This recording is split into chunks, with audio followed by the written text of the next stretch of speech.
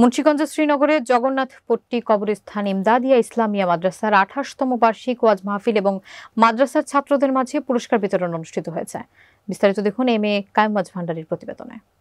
শুক্রবার বাদ মাগরিব উপজেলার ভাগ্যকুল ইউনিয়নের জগন্নাথপট্টি কবরস্থান ইমদাদিয়া ইসলামিয়া মাদ্রাসার মাঠ প্রাঙ্গণে এ বার্ষিক ওয়াজ মাহফিল এবং ছাত্রদের মাঝে পুরস্কার বিতরণ অনুষ্ঠিত হয়।